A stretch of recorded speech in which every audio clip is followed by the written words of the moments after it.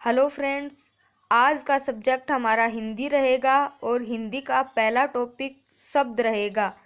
शब्द की परिभाषा या शब्द का अर्थ। वे सार्थक वर्णों का समूह है, एक पूर्ण अर्थ प्रकट करता हो अर्थात सार्थक वर्ण जिनका अर्थ निकलता हो का समूह है, एक पूर्ण अर्थ प्रकट करता हो शब्द कहलाता है। शब्द के प्रकार उत्पत्ति के आधार पर 5 है। उत्पत्ति अर्थात जहाँ से उत्पन्न हुए हों ये 5 है। तत्सम शब्द, तद्भव शब्द, तीसरा है देशज शब्द, चौथा है विदेशी और पांचवा है संकर। ये पांचों के पांचों उत्पत्ति या स्रोत के आधार पर बने हैं। ये शब्द के प्रकार हैं। पहला आ गया इसमें हमारा तत्सम शब्द। तत्सम का वैसे शाब्दिक अर्थ होता है संस्कृत, अर्थात संस्कृत के वे शब्द जो हिंदी में ज्यों के त्यों प्रयुक्त किए जाते हैं तत्सम शब्द कहलाते हैं। अर्थात जो संस्कृत में बोला जाता है वही हिंदी में ज्यों का त्यों बोला जाएगा। जैसे अग्नि, स्वपन, क्षेत्र, आलस्य, ध्रुवा, नेत्र। अर्थात अग्नि को हम हिंदी में आग बोलते हैं लेकिन संस्कृत में अग्नि।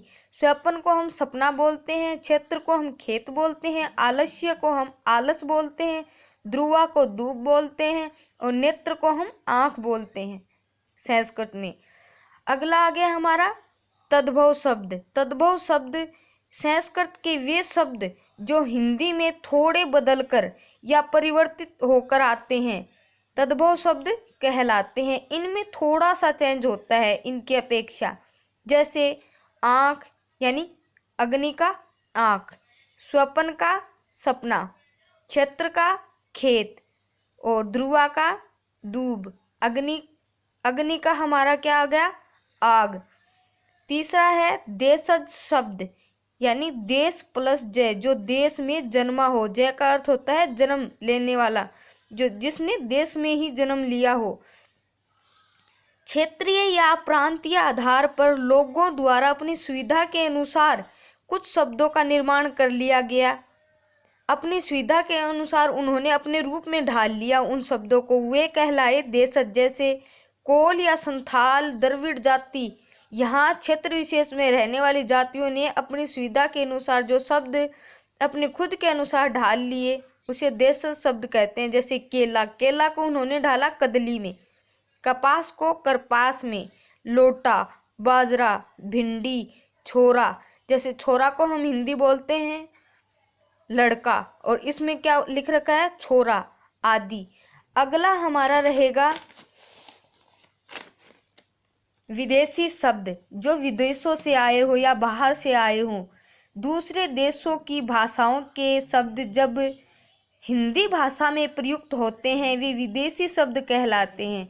जैसे स्कूल, स्कूल हमारे हिंदी में हो गया विद्यालय। शर्ट यानी कमीज, सूट, केबल, केबल का हम तार भी बोलते हैं, बल्ब।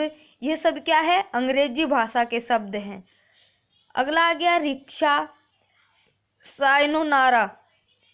सायनोनारा ये दोनों शब्द किसके हैं? जापानी यानी जापान के।